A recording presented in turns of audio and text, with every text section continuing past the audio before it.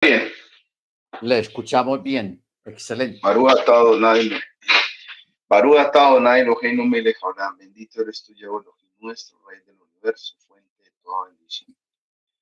Damos muchas gracias, oh Abacados, por todas tus bendiciones, por tu amor, por tu bondad, por toda la misericordia que has tenido para con cada uno de nosotros y nuestras familias. Gracias te damos, Abba, por cada uno de nosotros, Señor, porque nos disponemos cada día a reconocer tu grandeza, tu poder y tu bondad.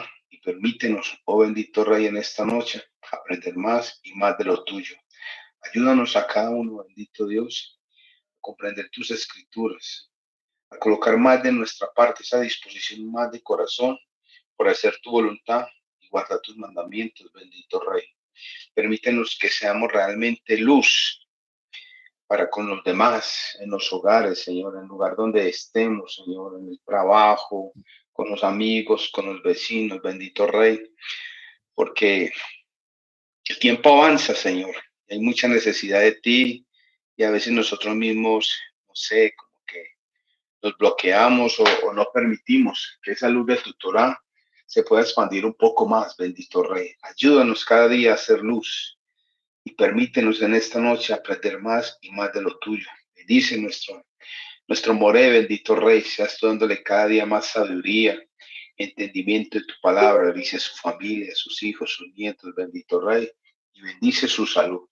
Sobre todo su salud, Señor, la de su esposa, bendito Rey, para que podamos disfrutar más de nuestro Moré, bendito Rey. Todo esto te lo rogamos en el nombre de la don Yeshua Hamashiach. Amén y amén. Amén, amén. Muy bien. Vamos a continuar aquí en Bereshit, en Génesis, capítulo.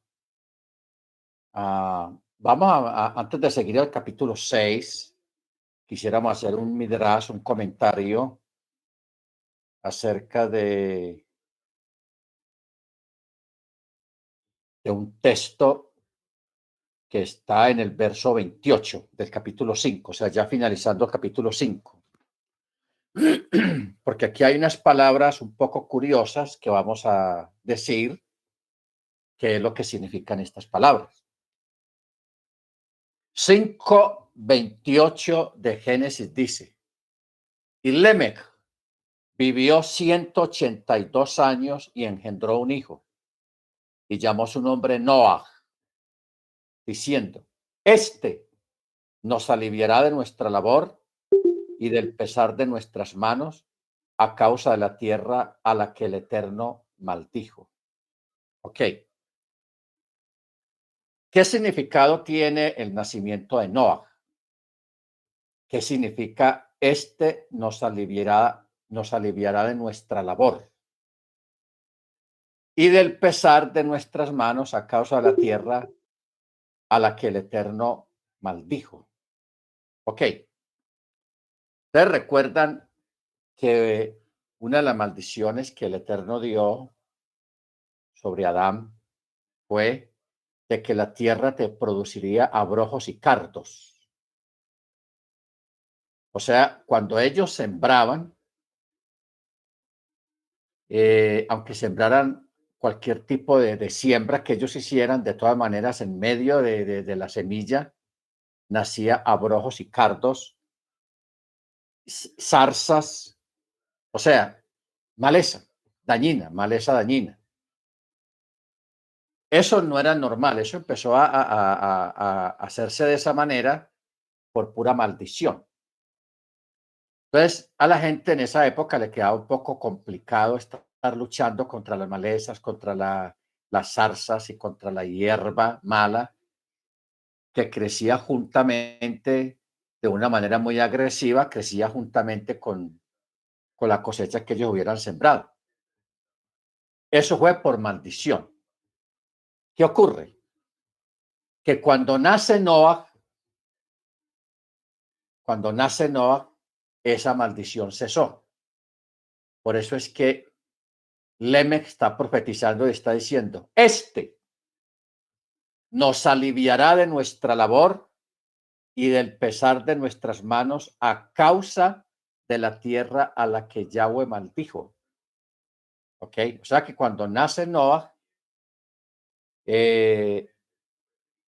cesó toda esa cuestión de la maldición de la maleza, de los sardos y del cardo que nacía en medio de las cosechas, de una forma muy agresiva. O sea, a la gente le tocaba luchar y lidiar en todas las cosechas que tenían, pero todo fue por causa de la maldición. Fue una maldición que cesó cuando nace Noah. O sea, cesó 120 años antes de que cayera el diluvio. Curioso eso. Muy bien. Entonces, otro detalle que podemos ver acá está en el verso 32, o sea, en el último verso del capítulo 5. Aquí hay otro detalle, vamos a mirar qué quiere decir. Dice así el texto: cuando Noah tenía 500 años de edad, engendró a Shem, Ham y Jefet. Shem, Ham y Jefet. Ahora, para una persona que de pronto no tenga mucho conocimiento, le parecerá normal decir que Noah que engendró a Shem, Ham y Jefet. Pero aquí hay un detalle, de que Jefet era el mayor. Y en la escritura siempre, cuando mencionan a varios hijos, siempre lo mencionan del mayor hasta el menor. En ese orden los mencionan. Y eso era una costumbre oriental, que los hijos se bendecían y se enfilaban de mayor a menor. Pero en este caso, pusieron primero a Shem, a Ham y a Jefet. Lo dejaron al principio. Entonces la pregunta es, ¿por qué pusieron a Shem primero? ¿Ok? ¿Por qué Shem? Porque Shem fue justo.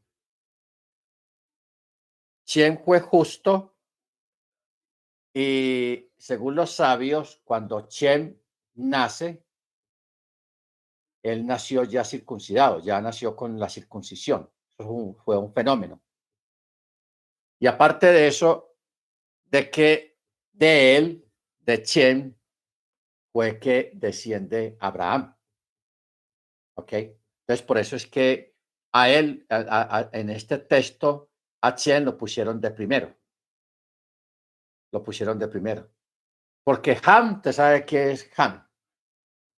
Ham fue el que se portó mal y que de ahí vienen los cusitas, los africanos, la gente de raza negra, viene de ahí bajo una maldición a Ham, Baruch Hachén.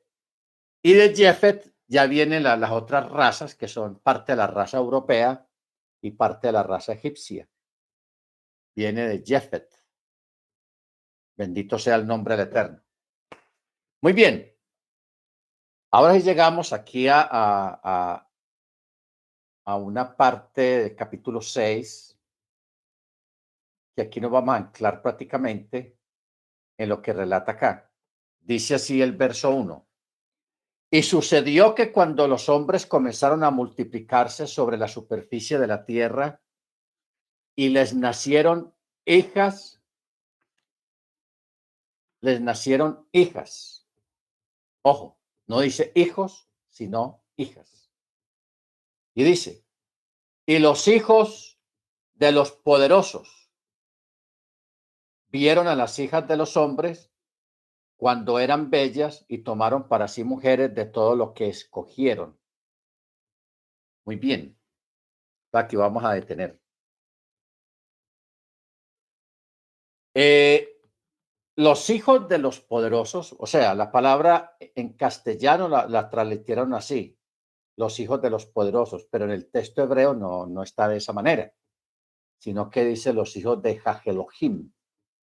O sea que se está refiriendo a los ángeles. Se está refiriendo en este caso a los ángeles.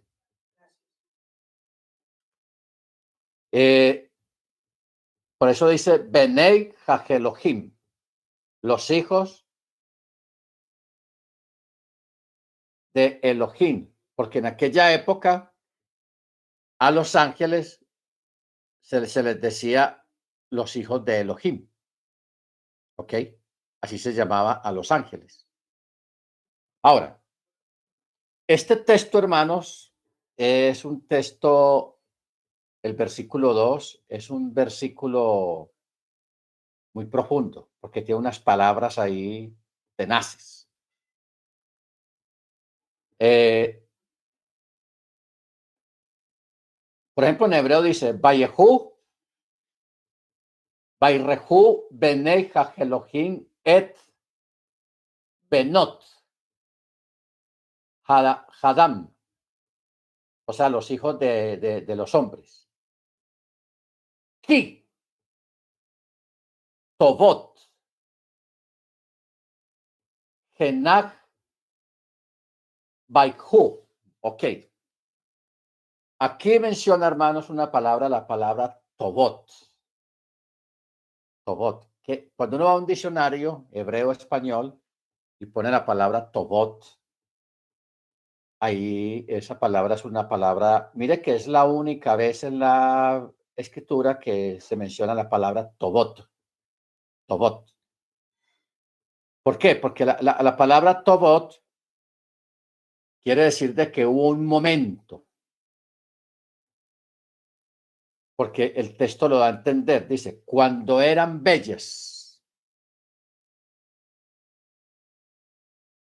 Entonces uno le pregunta, una mujer o un hombre, si es bello o bella toda la vida, hasta que llegue a su vejez.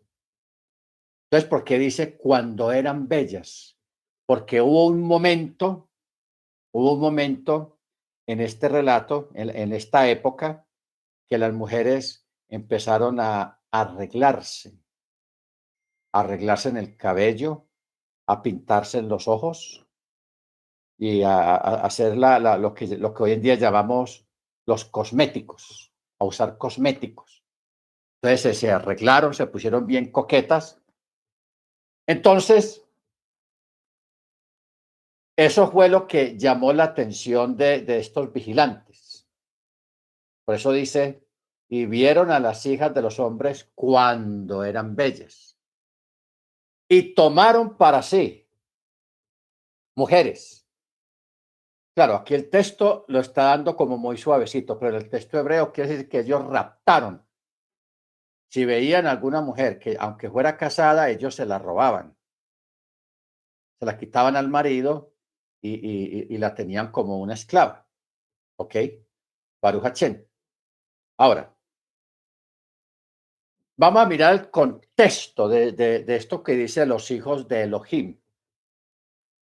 En un contexto o en unos contextos, estos hijos de Elohim eran los ángeles vigilantes que estaban encargados de vigilar aquí en la tierra, o sea, de cuidar la tierra y a los habitantes que habían en esa época en la tierra. En este caso eran 200 ángeles, 200. Estos 200 ángeles estaban dirigidos por un ángel superior sobre ellos que se llamaba Chimchaxa. Chimchaxa. Este era el que los dirigía a todos. Algo, hermanos, algo ocurrió en este asunto cuando las mujeres se volvieron coquetas, se pusieron bonitas con sus cabellos y todo eso y sus pinturas, que eso llamó la atención de estos vigilantes. Entonces, ¿qué pasó? Ellos, como ellos son espíritus, ellos tomaron forma humana de varones, tomaron forma humana de varones, no de mujeres, sino de varones, y aparecieron aquí en la tierra como unos macancanes, unos hombres varones, y comenzaron a secuestrar y a raptar. Por eso cuando dice tomaron para sí mujeres, el texto hebreo dice raptaron o robaron para sí mujeres. Entonces, ellos cohabitaron con las mujeres y de esa unión desigual nacieron los llamados gigantes. Nacieron los gigantes, los nefilim. ¿Ok? Los nefilim.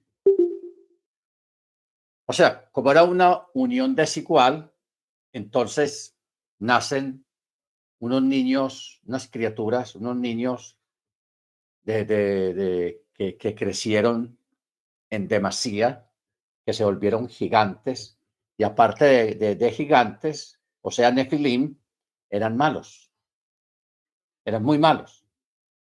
Entonces, miremos un caso. Por ejemplo, estamos hablando de 200 ángeles.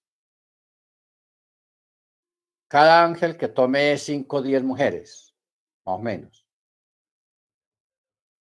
Vienen a ser por ahí una gran cantidad de mujeres y todas empiezan a concebir de estos varones. Entonces empieza a haber una explosión de niños gigantes.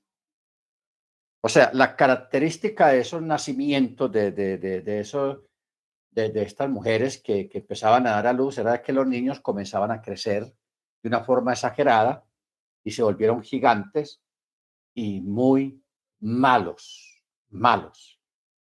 Por eso es que en el verso 3, el Eterno, viendo ese desastre, él dice: no contenderá mi espíritu con el hombre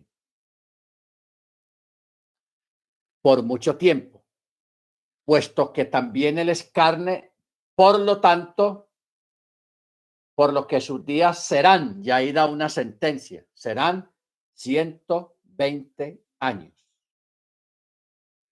Cuando el Eterno da ese decreto de los 120 años,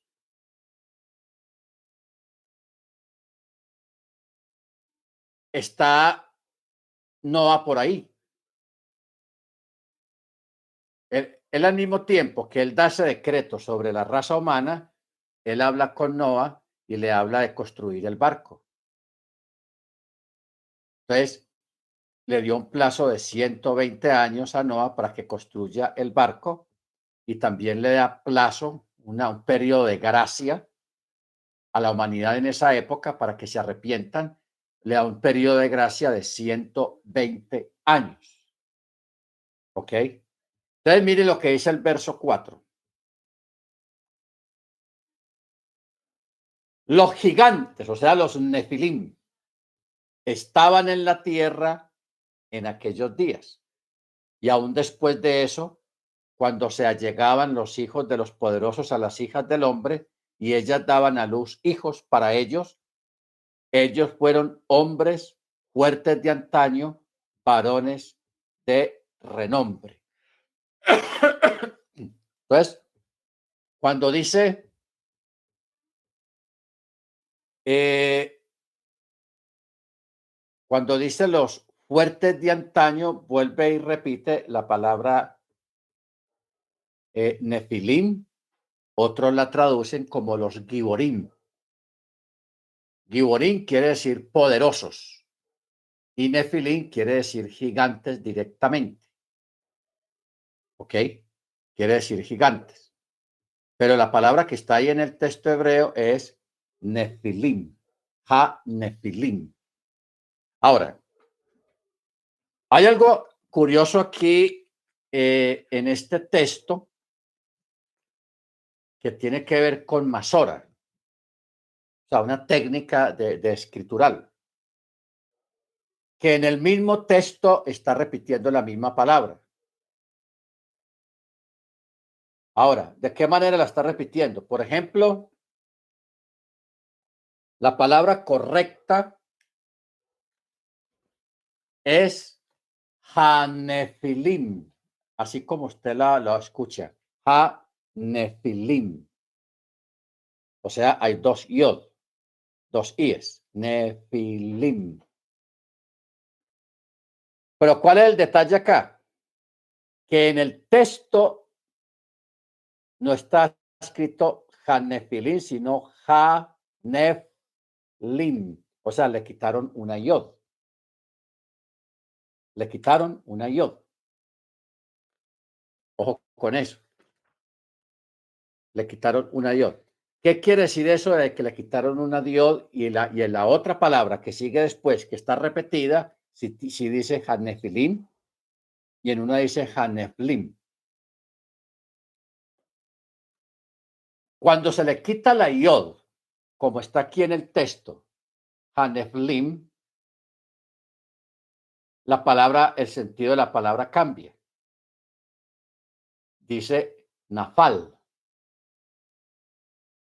Como le falta una yod, ya no dice Nefilim, sino Nafal.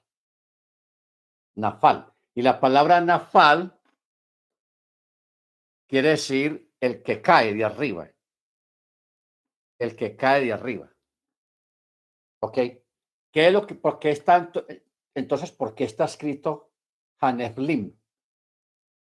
En la primera palabra donde dice Nefilim está diciendo gigantes, literalmente. Pero aquí en este caso, Haneflim, que le quitaron la yod, está diciendo el origen de dónde vinieron esos gigantes o cuál es el origen de esos gigantes. El origen de ellos viene de los caídos, los caídos, los nafal, los caídos. Ahora, para corroborar un poco más esto, hermanos, en el judaísmo rabínico, al Mesías le tienen un título dentro de tantos títulos que son 72 nombres o 72 títulos. Dentro de ellos hay uno que se llama el Bar Nafli. Ahí viene otra de la palabra Nafal, Nafli. ¿Qué quiere decir Bar Nafli? Eso es increíble. Ustedes saben que la escritura dice que Yeshua en su venida gloriosa, él va a venir en medio de las nubes. Él va a descender en medio de las nubes. Que eso lo dijo el ángel a los discípulos. ¿Por qué estáis mirando arriba? No, es nuestro maestro que se lo llevó y lo cubrió una nube. Se lo llevó una nube por allá. Entonces el ángel les dice, así como le habéis visto ir, así mismo volverá. ¿Cómo se fue él? A cierta altura ya lo cubrió una nube y ya desapareció. O sea que él va a venir y o va a salir o va a descender de una nube. Por eso es que proféticamente los rabinos le dicen el hijo de la nube, o sea, el que va a venir en la nube. Y Apocalipsis lo dice, vendrá en las nubes, el Hijo del Hombre vendrá en gloria en las nubes. ¿Ok? Baruch Hashem.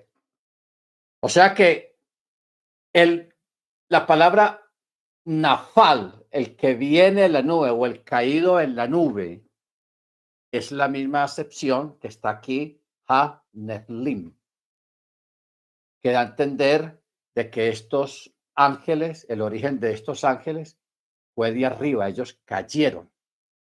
Por eso en Primera de Pedro, en Judas, dice a los ángeles que cayeron, los que no guardaron su dignidad, el Eterno los tiene reservados en un lugar, en una prisión, en un Abyss, en una profundidad, allá en el Tártaro, reservados para el día del juicio.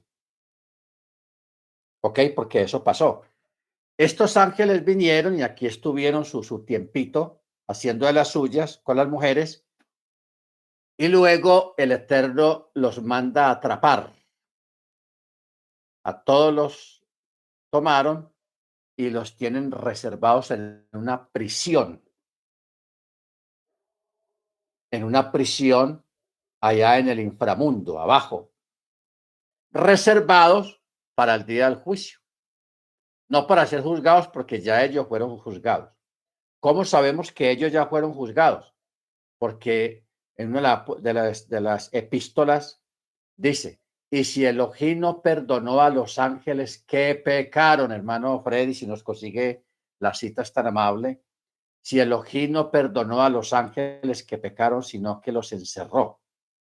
reservados allí para el día del juicio o de la condenación. O sea, nos da a entender de que para ellos no hubo perdón por lo que hicieron. No hubo perdón. ¿Ok? Bendito sea el nombre del Eterno.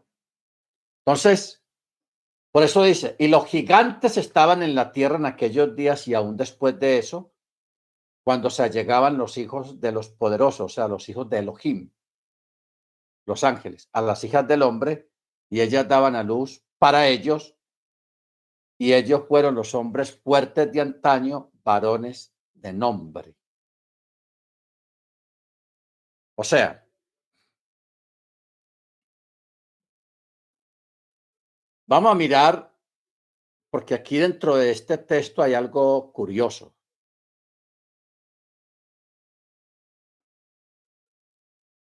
Dice, vamos a leerlo despacito. Los gigantes estaban en la tierra, verso 4, en aquellos días, coma, y dice, y aún después de eso, entonces uno dice, pero ¿cómo así que de eso? ¿Qué es eso? ¿Qué quiere decir aún después de eso? Sucede, hermanos, que el Eterno, él sí los reprendió y los castigó. Hermano Ángel Junior, dime.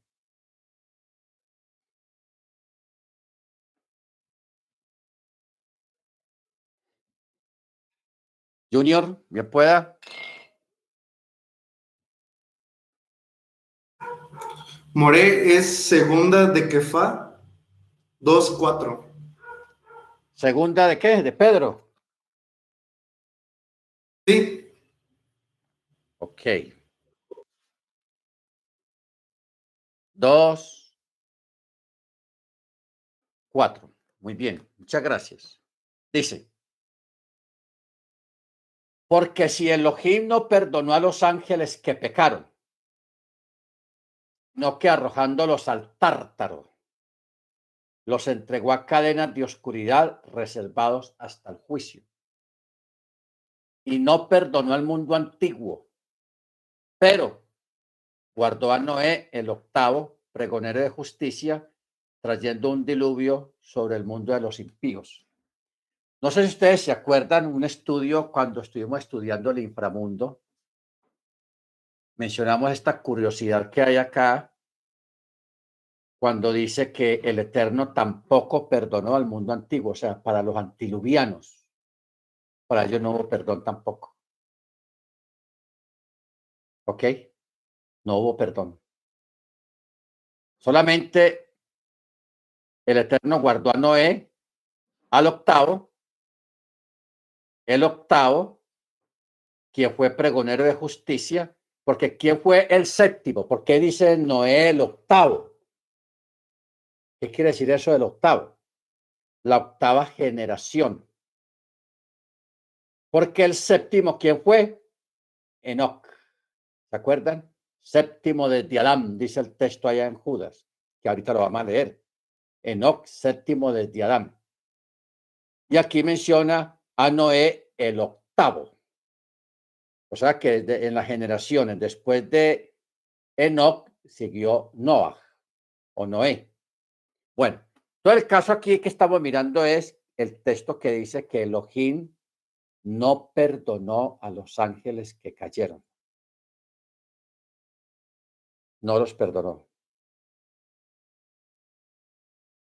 Los tiene reservados en el Tártaro, allá abajo en el inframundo, en unas prisiones de oscuridad, en cadenas.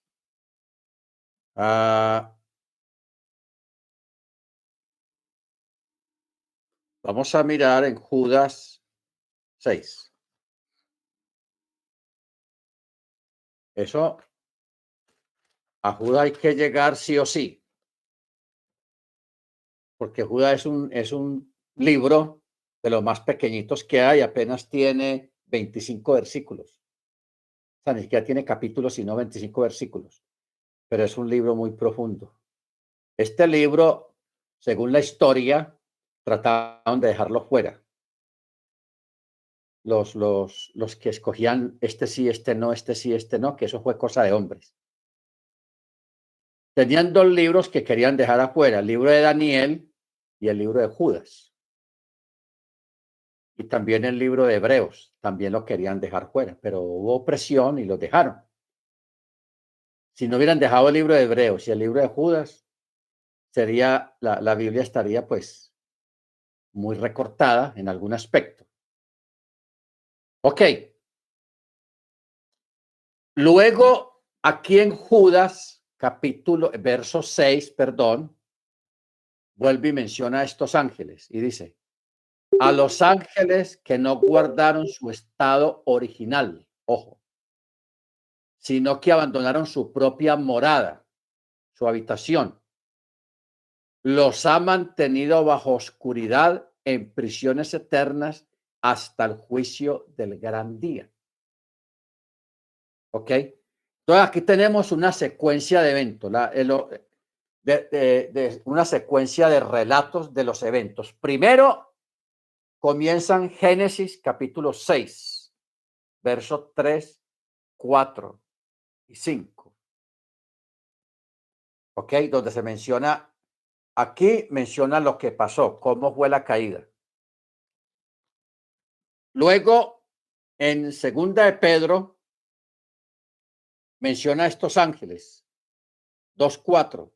Si Elohim no perdonó a los ángeles que pecaron, sino que arrojándolos al tártaro, los entregó a cadenas de oscuridad, reservados hasta el juicio.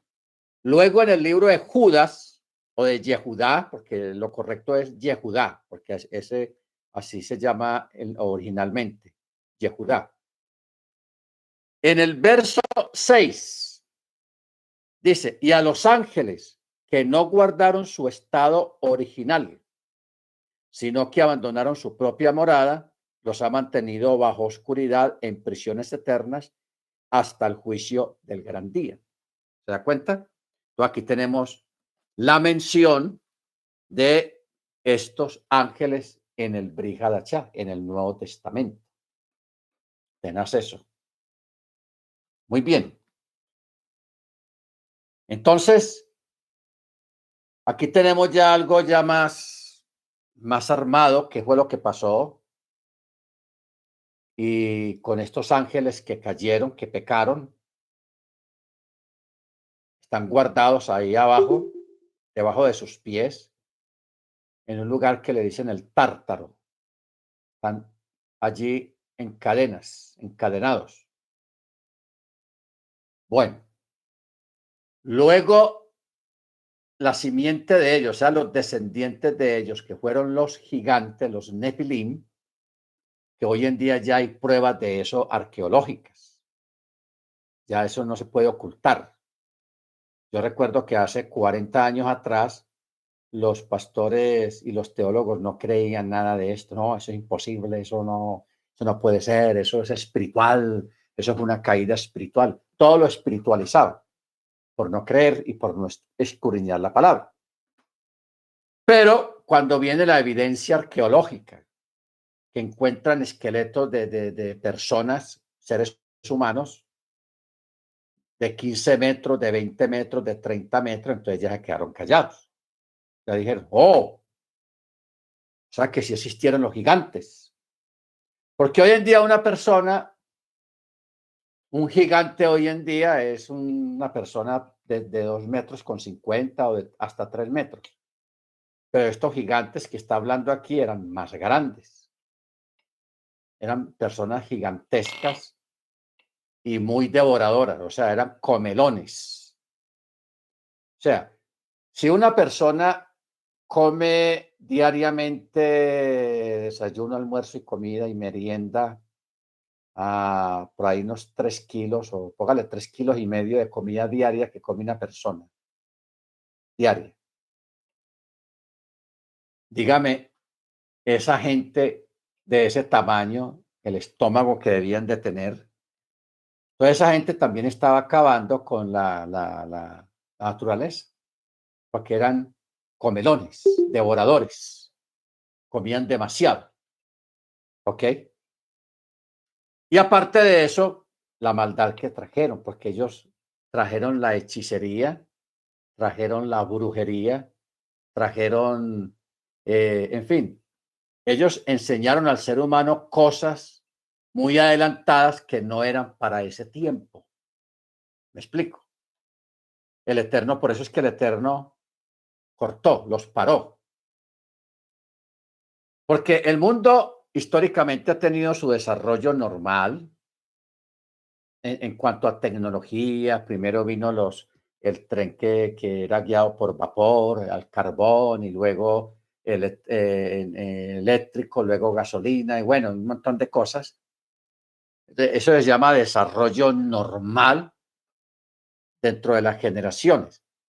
Pero estos gigantes, hermanos, trajeron estos gigantes, estos nefilín, estos ángeles, trajeron conocimientos que no eran para esa época todavía, porque era una época muy primitiva. Les trajeron muchos conocimientos, por eso es que el Eterno los cortó, porque la mayoría del conocimiento que les transmitieron a los seres humanos en esa época fue malo, la maldad, la iniquidad. Bendito el nombre del Eterno. Entonces, por eso el diluvio, a través del diluvio, cortó con todo ese conocimiento, con todo ese desarrollo, con muchas cosas, pero parte de eso pasa en el barco, pasa con Noah y los 3 hijos y sus esposas. ¿Ok? Bendito sea el nombre del Eterno. Estamos hablando de 8 personas que solamente se salvaron de esa generación. Todo el resto de la humanidad pereció ahogados por el gran diluvio. Ahora, lo que queríamos dar a entender o aclarar es donde el texto 4, cuando dice, y los gigantes estaban en la tierra en aquellos días y aún después de esto. ¿Qué es esto? Sucede, hermanos, que el Eterno, antes del gran diluvio, él castigó en esa área, llamémoslo localmente, los castigó con una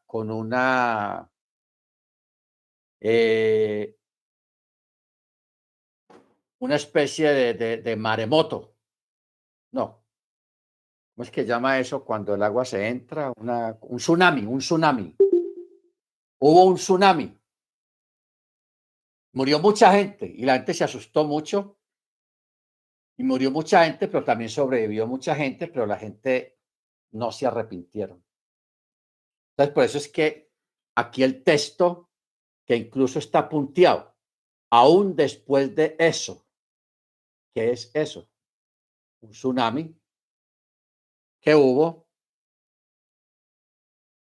Por eso dice, a pesar de que habían visto la extinción de la generación de Enós, cuando subió el océano e inundó 1/3 del mundo, la generación del diluvio no fue humilde como para arrepentirse, ni aprendieron la lección, sino que siguieron en su iniquidad. O sea, el hebreo, la palabra gibor, begam o gibor, que deriva de la palabra fuerza. La palabra tiene diversas acepciones dependiendo de qué sentido se le da esa fuerza en el contexto. La Torá no puede referirse a la fuerza física, ya que no tendría sentido mencionarla en este contexto. Se trata acerca de la maldad de esa generación, porque a pesar de que nosotros pasamos mencionando a Enós, pero en la época de Enós, en la generación de Enós, pasaron también cosas muy terribles, hubo mucha maldad y el Eterno los castigó. Pero la gente no aprendió de lo que ocurrió con Enós, con la generación de Enós. ¿Ok? Baruch Hachén, que hubo un tsunami gigantesco y inundó 1/3 del mundo y murió mucha gente casi la mayoría de la generación de Enos murió ahí, pero la gente no aprendió la lección. Entonces ya el Eterno envió, ya vino el desastre de los gigantes, de los nefileos, y ya el Eterno lo que mandó fue un diluvio, pero ya de carácter universal. Un diluvio total fue lo que vino después. ¿Ok?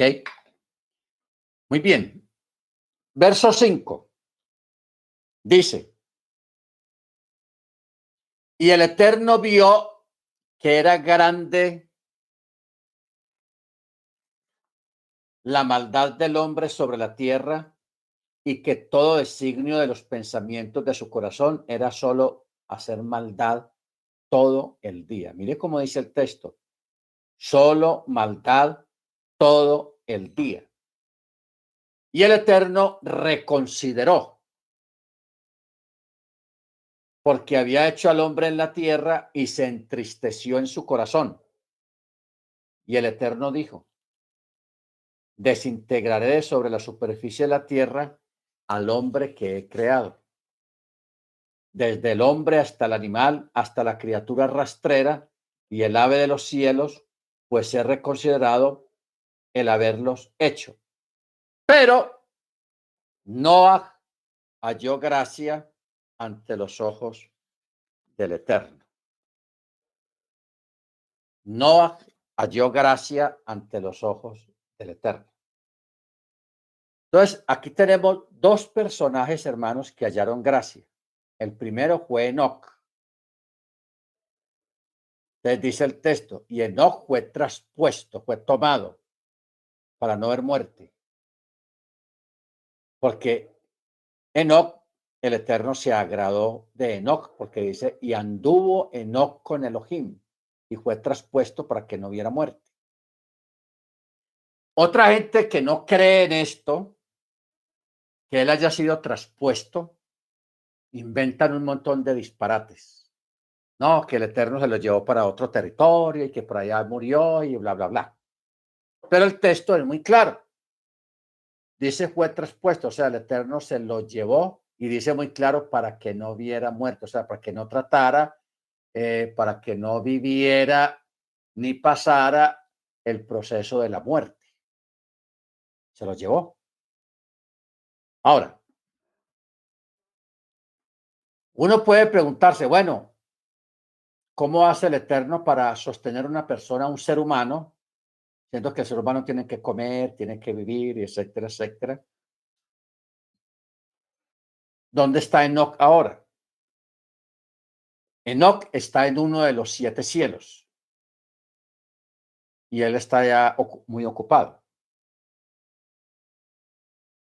Ahora, si nosotros aplicáramos lo que dice la Escritura, que 1000 años para el Eterno es como un día o un día como 1000 años, o sea que Enoc hace 5 días apenas que el Eterno se lo llevó, aplicando 1 por 1000.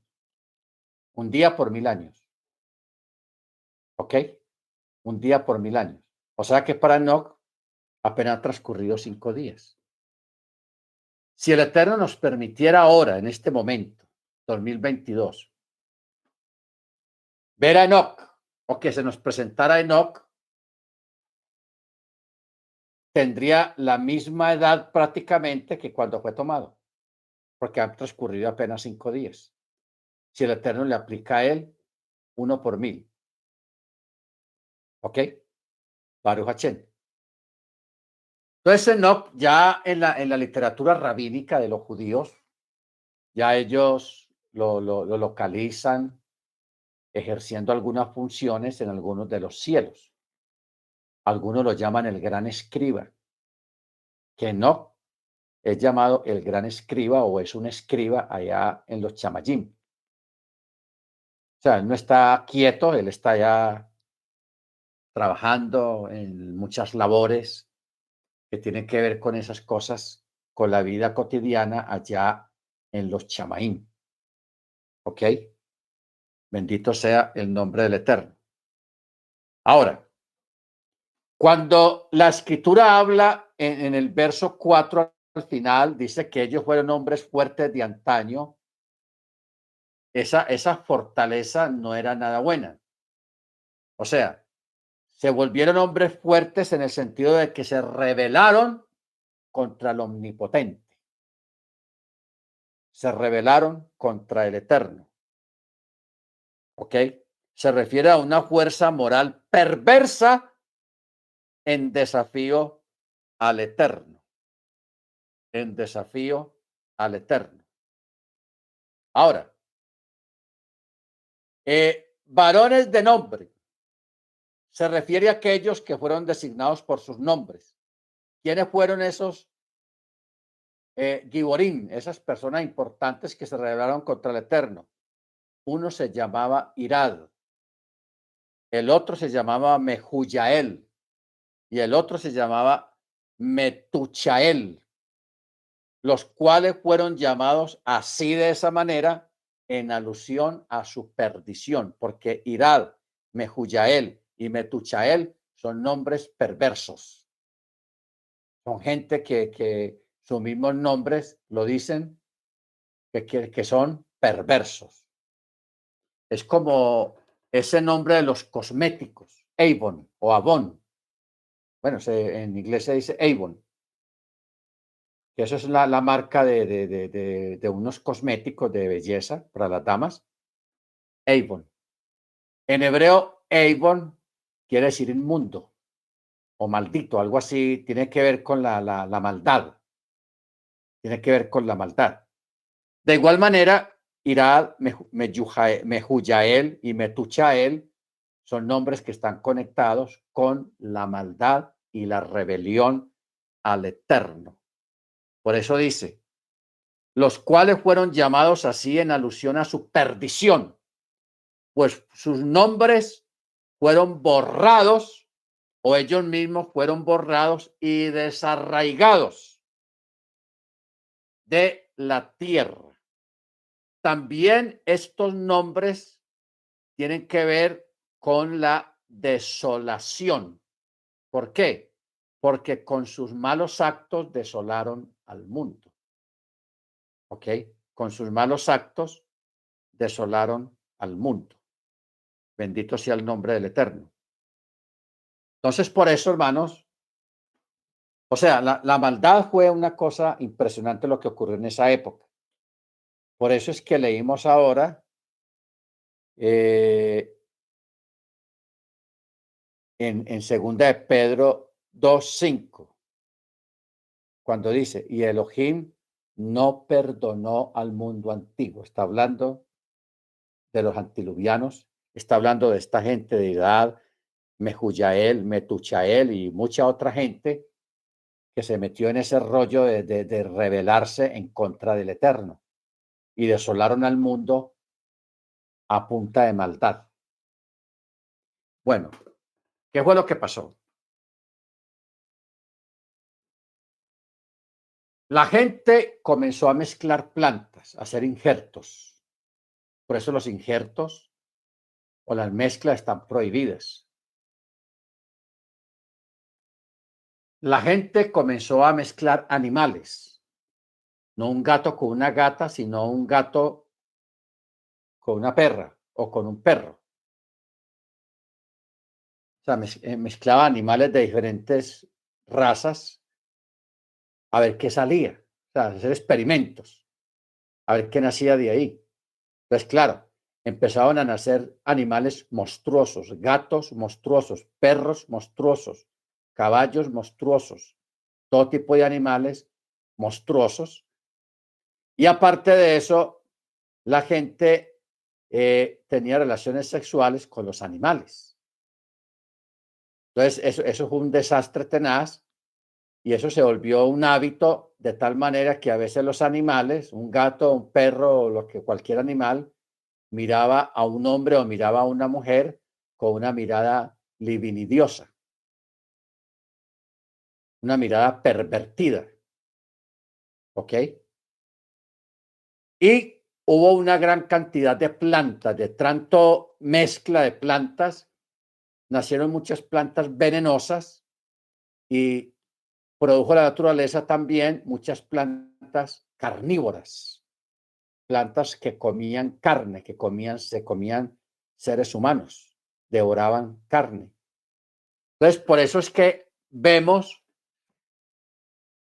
que el Eterno dice, y se entristeció en su corazón.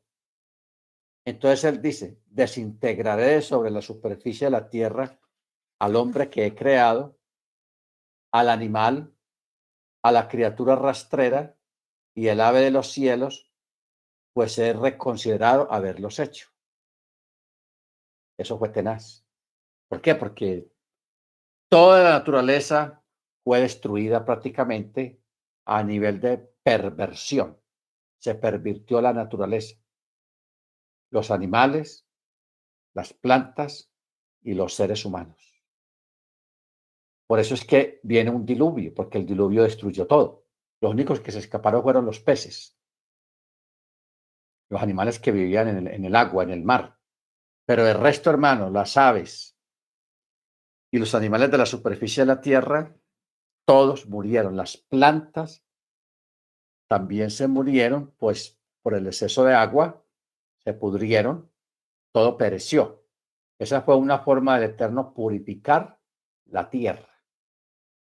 Purificar la tierra. ¿Ok? Bendito sea el nombre del Eterno. Bueno.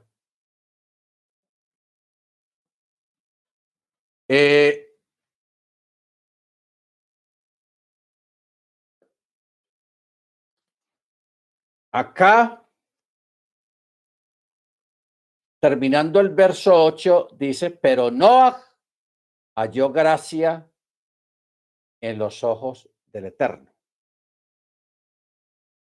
El Eterno puso su mirada en Noah. ¿Por qué? Primero, por la descendencia de Noah, o la ascendencia. Enoc era el séptimo y Noah era el octavo de una descendencia. Entonces, que viene, hermanos,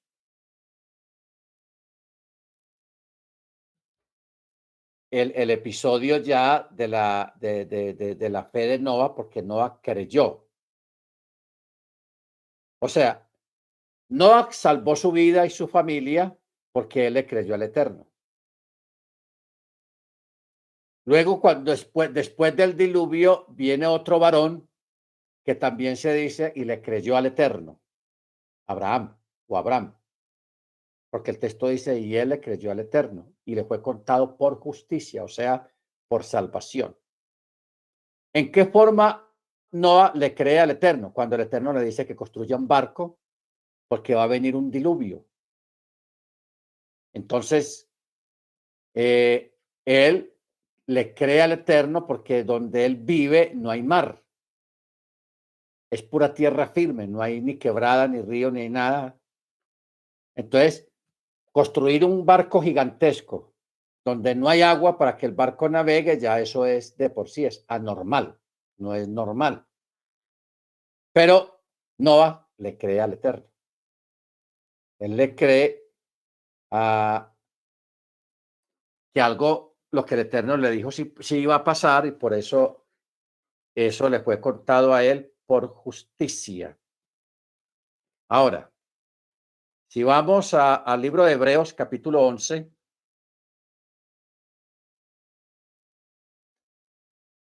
en el verso 5, mire cómo dice, por la fe Enoc fue trasladado para que no viera muerte y no fue hallado porque lo trasladó el Eterno y antes del traslado recibió testimonio de haber agradado a Elohim.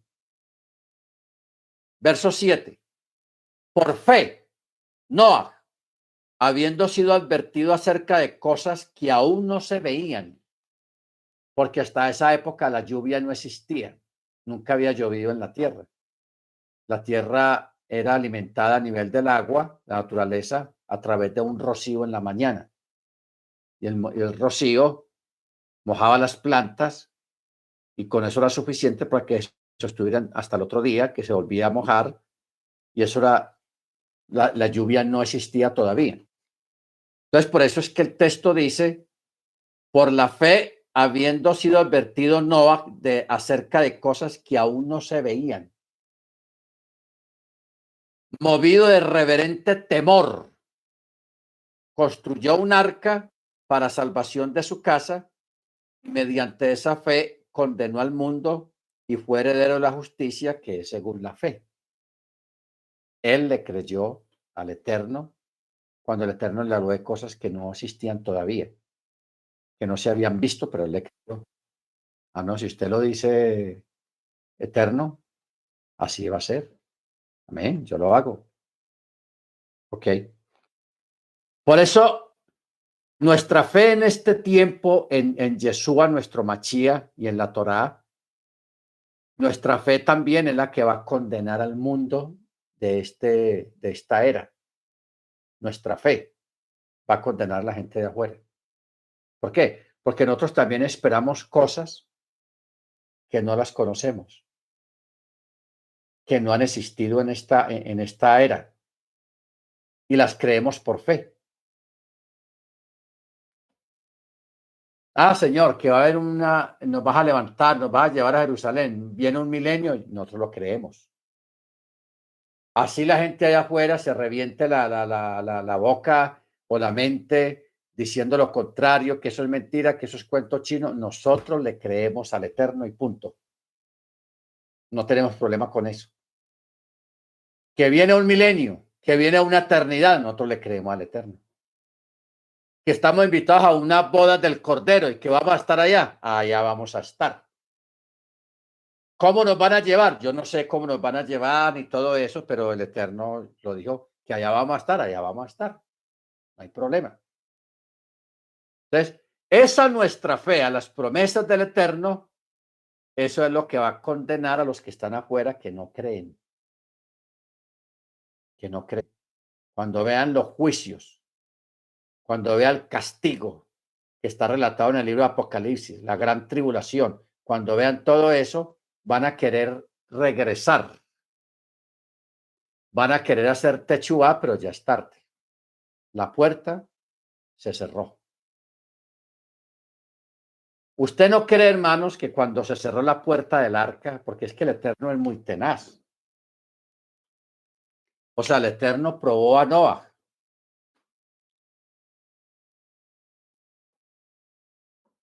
No pensemos que el Eterno cerró la puerta y a los 10 minutos empezó el aguacero, no. Se cerró la puerta y pasaron varios días. Y nada que pasaba, ni para los de afuera ni para los de adentro. Los de afuera podían estar diciendo, madre, si pasa lo que el loco ese decía, el que se encerró ahí en ese aparato. Y los que estaban adentro, si va a llover, si va a pasar, pasa un día, pasan dos. O sea, el Eterno prueba a la gente, ¿no? A los unos y a los otros. Porque no, de verdad, no creamos que el diluvio ya se cerró la puerta y empezó a llover, no. La puerta se cerró y pasaron varios días de prueba. Si Noah no hubiera sido de fe, él abre esa puerta y dijo, no, aquí no pasó nada, vayamos para afuera otra vez. ¡Ja! Hubiera perdido el año.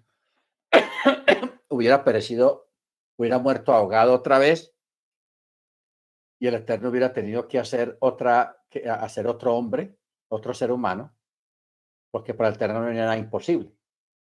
¿Ok? Pero él creyó y se quedó adentro esperando. Por eso nosotros tenemos que aprender a esperar en el Eterno. En la situación que usted pueda estar en este momento, el Eterno está con usted. Usted está esperando la liberación, que se resuelva el asunto, su problema, su necesidad. Pero hermanos, toca esperar. El Eterno dijo, yo lo voy a hacer. pero no te dijo cuándo. Noa entró al arca, la puerta se cerró, pero el Eterno no le dijo en cuánto tiempo iba a caer el agua. No, métase adentro y ya, quédese ahí y espere. Espere. Ay, si de pronto se nos acaba la comida, no, esté ahí tranquilo. Espere. ¿Ok? Baruch Hashem. Muy bien. Entonces, ahora, vamos a mirar algunos detalles que no están aquí en su Biblia, pero que están en otros documentos. Primero, el primer profeta que hubo en la historia de la humanidad no fue Samuel, fue Enoc. ¿Ok? Enoc. Acordémonos que Enoc, ahora sí vamos para el libro de Yehudá o Judas.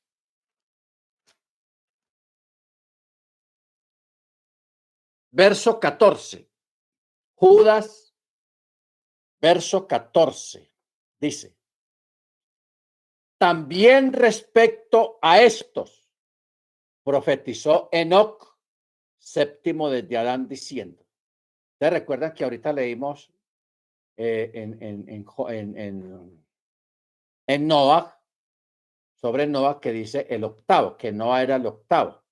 Y aquí está diciendo que Enoc es séptimo. De pronto en otro estudio miramos esos detalles, quién fue el primero, quién fue el segundo, quién fue el cuarto, quién fue el quinto, quién fue el sexto. A ver, yo pregunto, ¿quién fue, si Noah fue el octavo y Enoc fue el séptimo, entonces ¿quién fue el sexto? A ver, y el sexto tronó mucho. ¿Quién fue el sexto? A ver, alguien que me diga. No mire la Biblia, porque es un personaje muy conocido.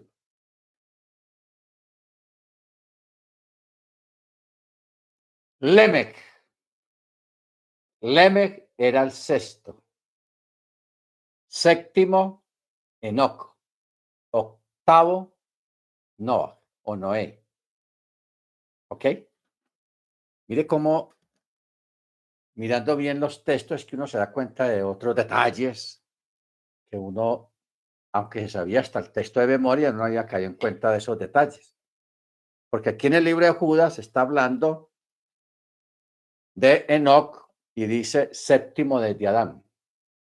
Y en otro texto vimos de Noah que dice el octavo. ¿Dónde está eso del octavo? Segunda de Pedro 2, 5, 2, 5. Mire cómo dice. Y no perdonó al mundo antiguo, pero guardó a Noah, el octavo, pregonero de justicia, trayendo un diluvio sobre un mundo de impíos. Noah, el octavo. Bueno,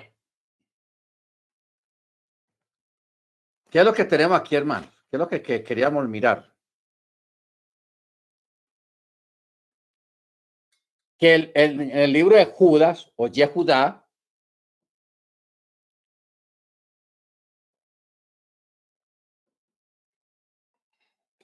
libro de Yehudá, verso 14 dice, también respecto a estos, profetizó Enoc, séptimo desde Adán, diciendo, he aquí, Yahweh viene con sus santas miriadas para ejecutar juicio sobre todos y convencer a todos los impíos de todas las obras impías que hicieron impíamente y de todas las injurias que hablaron contra él los pecadores impíos. Yo quiero, hermanos, que honremos la memoria. Bueno, para mí personalmente Enoc no está muerto. Enoc está allá arriba en algún lugar, en alguno de los cielos. En otro estudio nos metemos en eso. ¿Dónde está Enoc? porque sí hay pistas de dónde está, y está aquí en las escrituras. Hay pistas, pero no nos vamos a meter en eso. Lo que yo quiero resaltar aquí es, hermanos, es que Judas o Yehudá, él dice que Enoc profetizó, o sea, el primer profeta en la historia hebrea fue Enoc. Y la profecía que el Eterno le reveló a él fue antes del diluvio, hermanos. Y este texto que dice, esta palabra que dice aquí, o la profecía, parte de la profecía que él dijo cuando dijo, he aquí, Yahweh viene con sus santas miriadas. Mire desde allá, antes de Abraham, Enoc ya estaba profetizando sobre la segunda venida del Mesías. ¿Ah? Desde esa época, hermanos, antes del diluvio. Eso es impresionante. Eso es impresionante. ¿Ok? O sea que él ya escribió esa profecía. Ahora, los que tienen el libro de Enoch, porque ese libro existe, no quedó aquí en el canon, ni en el canon judío, ni en el canon protestante, no quedó, no lo dejaron en el libro de Enoch, por unas bobadas. Pero ¿cuál es el detalle con esto? Que cuando uno lee el libro de Enoch, uno ve textos ahí en ese libro que sí están en el resto de la Biblia. O sea, hay una conexión del libro de Enoch con el resto de la escritura. Incluso Yeshua mismo habló y dijo cosas que están en el libro de Enoch. O sea, hay una relación. ¿Ok? Hay una relación. Entonces, Enoch fue digamos, fue castigado por la censura moderna, la censura humana. Lo censuraron, pero Judas nos dejó estos textos maravillosos acá cuando habla de Enoch, en el verso 14 de Yehudá. Respecto a estos profetizó Enoch, séptimo desde Adán, etcétera, etcétera. Ahora, en el verso 14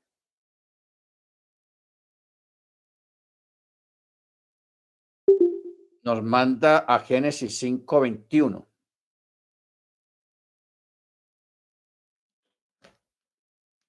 Que es lo que aquí es donde estamos. Génesis 5:21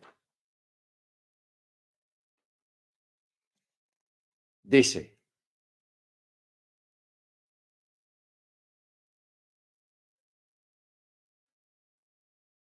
Hanoc vivió 65 años y engendró a Metuchelaj. Y Hanoc anduvo con Elohim después de engendrar a Metuchelaj 300 años y engendró hijos e hijas. Todos los días de Hanoc fueron 365 años. Hanoc anduvo con Elohim y desapareció, pues Elohim lo había tomado. Ok.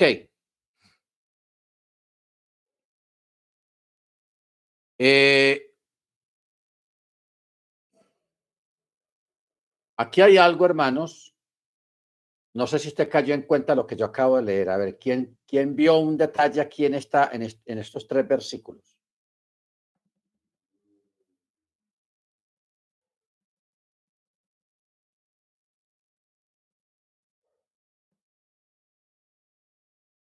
¿Nadie vio un detalle? Bueno, ya les voy a dar el detalle. Verso 23. Todos los días de Hanoc fueron 365 años. ¿Cuántos días tiene el año? 365. Cuando Un no es año. bisiesto, cuando es bisiesto. Mana Vanessa. Bueno, 365. Sobre ese tiempo que vivió Enoc aquí en la tierra, que son los días por años, 365 años, 365 días, tiene un año. Ahí hay un juego de palabras y si uno le hace una gematría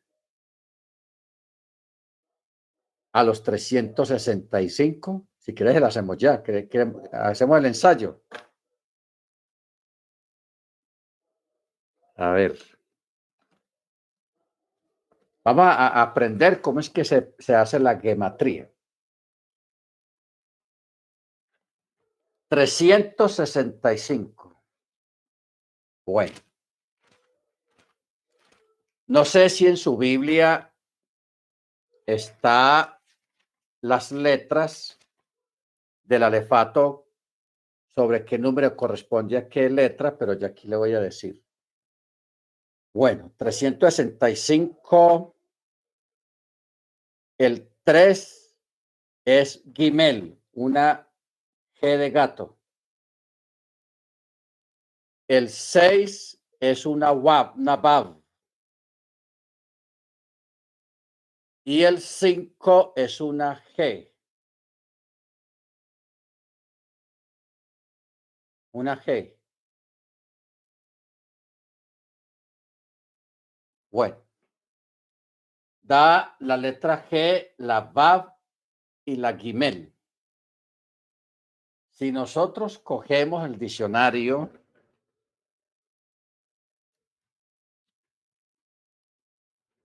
y buscamos donde comience con la G,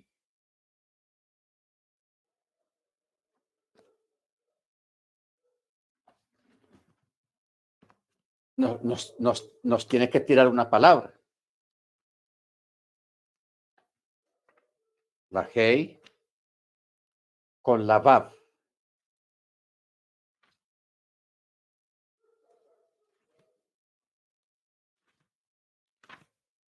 Vamos a ver qué nos sale, hermano. Previamente, yo no había hecho esto en esta palabra, así que no crean que yo estoy aquí haciendo show. Simplemente vamos a ver qué nos sale. La Vav está en la 7. Ok.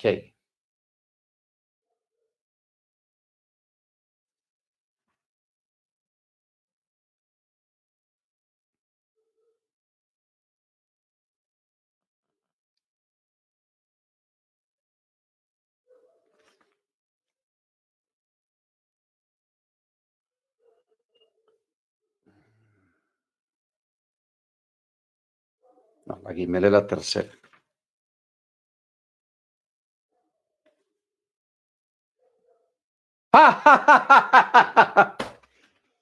Increíble. A que no saben qué palabra me salió, hermanos. La palabra justo. Increíble. Eso es tenaz. ¿Se da cuenta? ¿Por qué esto de 365 años que vivió Enoc, cuando tiramos esos números y les ponemos las letras hebreas que corresponden a cada número desde el 365, porque es curioso que diga 365, porque el año tiene 365 días, y Enoch vivió 365 años, un día por año o un año por día. Cuando vamos aquí al texto hebreo, nos lleva a esa palabra que Havak en hebreo quiere decir justo. Justo. tenaz. Ahora,